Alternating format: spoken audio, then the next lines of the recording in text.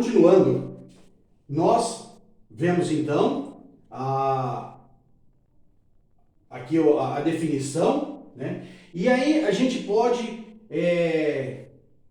imaginar, e por que não dizer que o diabo, né, o inimigo de nossas vidas e da nossa fé, também pode querer colocar dúvida em nossas mentes.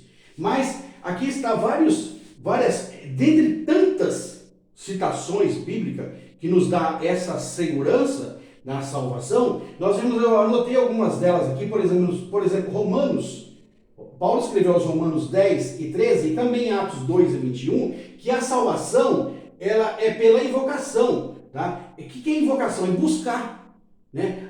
Todo aquele que invocar o nome do Senhor é salvo. Todo aquele que invocar o nome de Deus é salvo. Todo aquele que buscar, dedicar ao nome do Senhor Deus é salvo. Né? Como eu já disse em Romanos e Atos dos Apóstolos. Então tem aqui a segurança a todos nós. Aquele que se decidir e buscar a Deus, tem a garantia de que pela invocação, a Bíblia nos garante o quê? Pela invocação ao nome de Deus, a salvação. Também em Atos, no capítulo 16, versículo 31, Lucas 8 e versículo 50, que a salvação é por quem? Por crer em Cristo. Crer em Cristo. Então todo aquele que crer em Cristo será salvo. Né? Então, invocando a Deus, crendo em Cristo, tá? A garantia em Atos e Lucas, como eu já disse. E também, não é eu apenas crer e parar no meio do caminho. Eu tenho que ir até ao fim. Eu tenho que ir até o final. O pagamento é no final. Tá? Então, nós temos Mateus 10 e 22, Marcos capítulo 13 e versículo 13, que a salvação depende da perseverança. Ir até o fim, né? Tem que perseverar, né? E ir até o fim. Então a salvação, a invocação ao nome a Deus, crer em Cristo e perseverar, ir até o final, né? Para quê? Para que em João 14, versículo 1 e 3, do 1 ao 3, a morada no céu. O que é a salvação? Morada no céu, né? Morar com Deus, ter a eternidade com Deus, tá? Em João 6,37, porque você de repente pode pensar assim, mas eu tô buscando, mas pode ser que Jesus não me quer, pode ser que Jesus me rejeita. Não, em João 6,37, Jesus não rejeita, tem a garantia. Só você pegar na Bíblia e olhar, João 6,37, que ele jamais rejeita aquele que arrependido busca a Jesus, que busca a salvação, jamais ele rejeita. Né? E também em João 1 e 7, primeira carta de João, eu vou ler primeira carta de João 1 e 7, porque eu achei interessante. Aqui tem já abri aqui, primeira carta de João 1 e 7, e esta é a mensagem que dele ouvimos, dele Jesus, e vos anunciamos que Deus é luz, e não há nele treva alguma. Né? Se dissermos que temos comunhão com ele e andamos em trevas, mentimos e não praticamos a verdade. Mas se andarmos na luz, como ele na luz está, temos comunhão uns com os outros. E o sangue de Jesus Cristo, seu Filho, né, o sangue de Jesus Cristo, Filho de Deus, nos purifica, limpa, né? Extermínio geral de todo pecado. Não é da metade, não. Aqui, ó, salvação é por completo, né? Então não tem meia salvação. Aí cai por terra, você pode ler aqui bem embaixo, aqui, ó, no cantinho. Cai por terra a doutrina do purgatório, tá? Aqui, primeira carta de João 1 e 7, João conviveu. João foi discípulo de Cristo, discípulo amado de Cristo. Então ele disse que todo pecado, sem exceção, não é pela metade. Por exemplo, se fosse assim a salvação, ou não fosse todo pecado, quando o homem, né, o ladrão da cruz, não era brincadeira, tá? Ladrão, ele era uma pessoa rejeitada da sociedade, era uma pessoa escória da sociedade, né? Uma pessoa sem caráter, uma pessoa que servia, por exemplo, porque ele foi morto, a pior morte naquele tempo que tinha. a pior condenação que tinha para a pessoa era a morte de cruz. Só ia para a morte de cruz pessoas que não tinham jeito mesmo e que a pessoa praticava, como se fosse nossos tempos hoje, né, crimes hediondos, né, crimes, que é crime hediondo? É aquele crime que causa repulsa, né, da sociedade.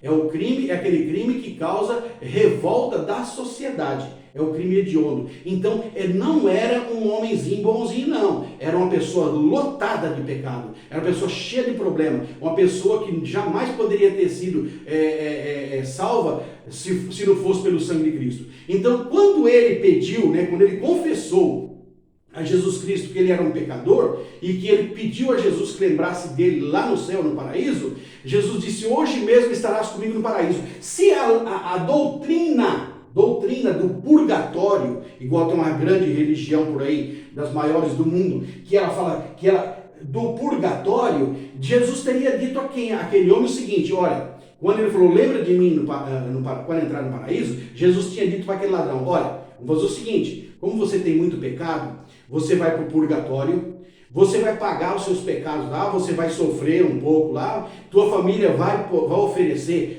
em troca, né, oferecer dinheiro, indulgências, coisas para você, e aí quando você sair do purgatório, a gente se encontra lá no céu, a gente se encontra lá no paraíso, né? Teria sido assim ou não? Ou prova para mim o contrário, tá? Então, por que Jesus falou assim, exatamente agora? Não tem meio termo, não tem porcentagem, tá? Não é que Jesus perdoa 10 tipos de pecado e os outros 50 a pessoa tem que pagar. Não, perdoa todos os pecados. Vou ler de novo o versículo 7.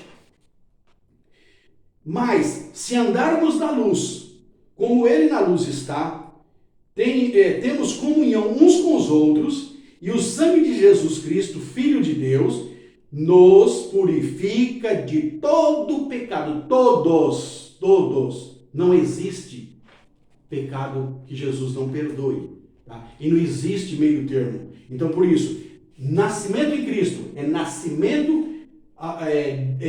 resolver entregar sua vida a Deus, viver de acordo com a sua vida para Deus, tem que ser 100%. 100%. E a salvação também é 100%. Não existe meia salvação. Não esse aqui que vai ter uma salvação inteira, esse aqui vai ter meia, e esse aqui vai ter apenas aí uma porcentagem, 10% da salvação. Não. Salvação completa.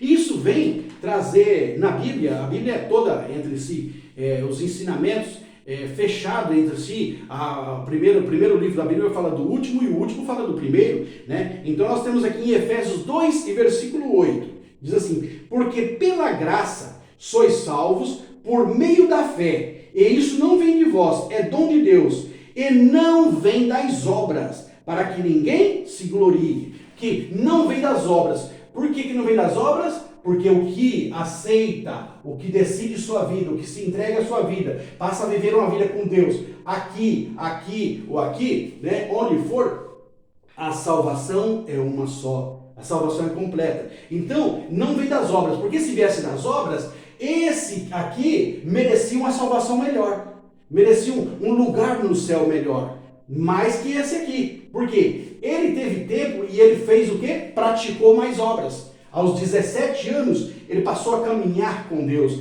ele passou a servir a Deus, ele passou a fazer a vontade de Deus. Então ele teria o quê? Ele teria mais obras, né? Obviamente, ele teria mais obras. Então, por ele ter mais obras, ele merecia uma salvação melhor. Mas não.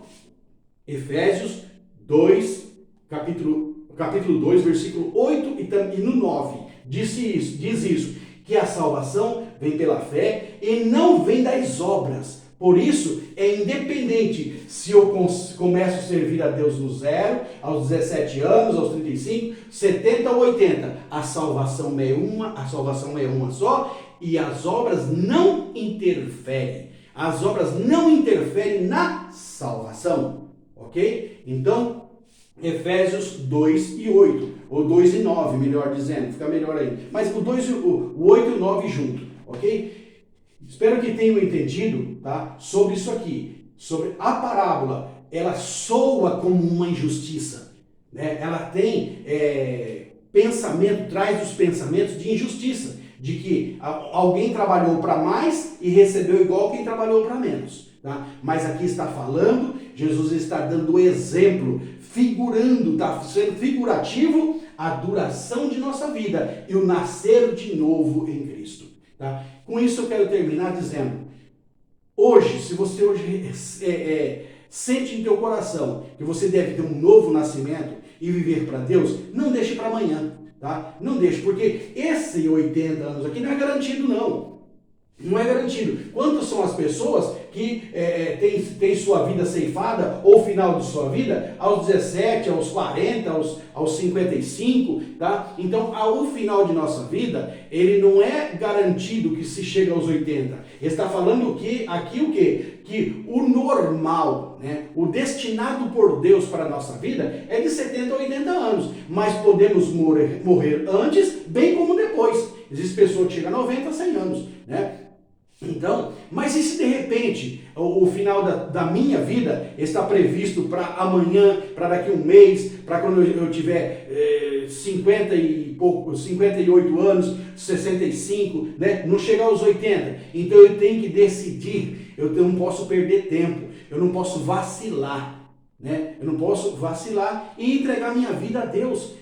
Passar a fazer a vontade de Deus o mais rápido possível, ouvir o chamado de Deus e nascer de novo, como Nicodemos, como Jesus falou para Nicodemos, necessário te é nascer de novo. Depois do versículo 7 do capítulo 3 de João, disse, vos é necessário, vos, plural, todos, nascerem de novo, né? Então, nascer de novo em Deus, para iniciar uma vida com Deus, tá? E ter, então, a salvação garantida, uma salvação completa, completa em Deus, não pelas obras, mas completa no Senhor. Que Deus abençoe a todos.